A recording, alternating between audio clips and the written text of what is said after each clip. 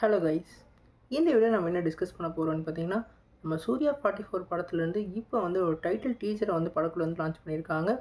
இந்த title teaser என்ன மாதிரி இம்பாக்ட் கிரியேட் பண்ணியிருக்குன்னு சொல்லிட்டு இந்த வீடியோ நம்ம டீட்டெயிலாக டிஸ்கஸ் பண்ணுவோம். அதுக்கு முன்னாடி நீங்கள் இந்த சேனலுக்கு புதுசாக இருந்தால் இந்த சேனல் சப்ஸ்கிரைப் பண்ணி பெல் ஐக்கனோட கிளிக் பண்ணி வச்சுக்கோங்க. வாங்க நம்ம வீடியோக்குள்ளே போகலாம். நம்ம சூர்யா 44 வந்து நம்ம கார்த்திக் சுப்ராஜ் டைரக்ஷனில் நம்ம சூர்யா அவர்கள் வந்து லீலோவில் ப்ளே பண்ணுறாங்க. இந்த படத்தில் வந்து மியூசிக் டேரக்டராக நம்மளோட சந்தோஷ் நாராயணன் அவர்கள் வந்து மியூசிக் பண்ணியிருக்காங்க. இந்த படத்தை வந்து நம்ம பூஜா ஹெட்டே வந்து ஃபீமேல் லீடாக நடிச்சிருக்காங்க. இப்போ இந்த படத்தோட டைட்டில் டீச்சரை வந்து படக்குள்ள வந்து லான்ச் பண்ணியிருக்காங்க. இந்த படத்துக்கு வந்து ரெட்ரோன்னு சொல்லிட்டு டைட்டில் வச்சுருக்காங்க.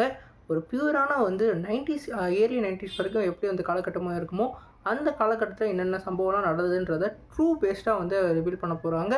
குறிப்பாக இந்த படத்தில் லவ், லாஃப்டர், வார்ன்னு சொல்லிட்டு இந்த மூணுமே வந்து கதைக்களத்தில் வந்து மேஜர் பாயிண்ட் வந்து ப்ளே பண்ண போகுது. இதுக்கேற்ற மாதிரியே வந்து ஃபஸ்ட்டே வந்து அவர் வந்து ஒரு பெரிய கேங்ஸ்டராக இருக்கிற மாதிரியான சீக்வன்ஸ் காமிக்கிறாங்க. அது மட்டும் இல்லாமல் நான் வந்து இனிமேல் எங்கள் அப்பா மாதிரி இருக்க மாட்டேன், சண்டையெல்லாம் போட மாட்டேன், ஒரு பியூரான லவ்வராக வந்து லவ்வை மட்டும் வந்துட்டு காட்ட போகிறேன்ற மாதிரியான ஒரு டைலாக்கை வந்து நம்ம பூஜா ஹெட்டிட்ட சொல்கிற மாதிரியான சீக்வன்ஸோடு தான் அந்த டீச்சரே வந்து ஆரம்பிக்கிறாங்க. ஆனால் அந்த காலன்றது ஒன்று இருக்குது, எங்கே ஆரம்பிச்சோமோ எங்கே முடியுன்றதை வந்து தீர்மானிக்கிற மாதிரி இந்த படத்தையும் கார்த்திக் சுப்ராஜ் அந்த மாதிரி தான் எடுத்திருக்காரு போல். என்னதான் அவங்க வந்து அதை விட்டு வெளியே வரேன்னு சொல்லியிருந்தாலும் திருப்பி அதிலே இழுக்கிற மாதிரி கடைசியில் வந்து அவர் வந்து ஒரு பார் சீக்வன்ஸில் வந்து உட்காந்து அப்படியே ரொம்பவே ரத்த கலவையாக வந்து நிற்கிற மாதிரியான சீக்வன்ஸ் இருக்குது.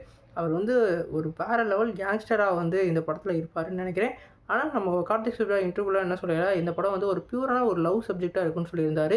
இந்த படத்தில் என்னதான் லவ் வந்து ஒரு பேஸாக இருந்தாலும் இந்த படத்தில் வந்து அந்த பார் சீக்வன்ஸ் மாதிரி அந்த கதைக்களம் வந்து வேறு லெவலில் நகரப்போகுது. இது குறிப்பாக வந்து நம்ம கார்த்திக் சுப்ராஜ் கேங்ஸ்டர் கதாபாத்திரம்லாம் பிரித்து மேய்ஞ்சிருவார். அதுக்கு எடுத்துக்காட்டு தான் அந்த பேட்டை படமும் சரி, அதே மாதிரி இப்போ ரிலீஸ் ஆன ஜகமே தந்திரமும் சரி, அது எல்லாமே வந்து அந்த சீக்வன்ஸ்லாம் சூப்பராக இருக்கும். இந்த படத்துலேயும் வந்து அந்த மாதிரி சீக்வன்ஸ் இருக்க நிறைய வாய்ப்பு இருக்குது. இதோட ஸ்லாங் பார்த்தா திருநெல்வேலி ஸ்லாங் மாதிரி இருக்குது. அதனால் திருநெல்வேலியில் ஏதோ ஒரு மாவட்டத்தில் நடந்த உண்மையான சம்பவத்தை பேஸ் பண்ணி இந்த படத்தை வந்து எடுத்துக்க மாதிரி தெரியுது. கண்டிப்பாக இது வந்து சூர்யாவுக்கு ஒரு வேறு லெவல் கம்பேக் கொடுக்க நிறைய வாய்ப்பு இருக்குது.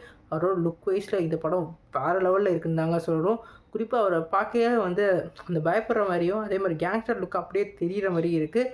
இவர் என்ன தான் பண்ணிட்டு வராரு, இப்படி இருக்காரு அப்படின்ற மாதிரி நமக்கு நிறைய தோணுது. குறிப்பாக இது வந்து ஒரு பேட்டை படத்தோட அப்படியே சாயல் மாதிரி அந்த மோடை வந்து நம்ம டைம் செட் பண்ணிட்டோன்னா அந்த மோடுக்கு ஏற்ற மாதிரி ஏதாவது கரெக்டாக ப்ளே பண்ணுறதுக்கு நிறைய வாய்ப்பு இருக்குது. கண்டிப்பாக சூர்யாவுக்கு இந்த படம் வந்து ஒரு வேறு லெவல் கம்பேக்காக இருக்க நிறைய வாய்ப்பு இருக்குது. நீங்கள் இந்த டைட்டில் டீசர் பார்த்தீங்களா, உங்களுக்கு என்ன தோணுச்சுன்னு சொல்லிட்டு கமெண்ட் பண்ணுங்கள். அதே மாதிரி இந்த வீடியோ உங்களுக்கு சாட்டிஸ்ஃபை பண்ணி லைக் பண்ணுங்கள். இந்த சேனல் புதுசாக தான் சப்ஸ்கிரைப் பண்ணுங்கள். நன்றி.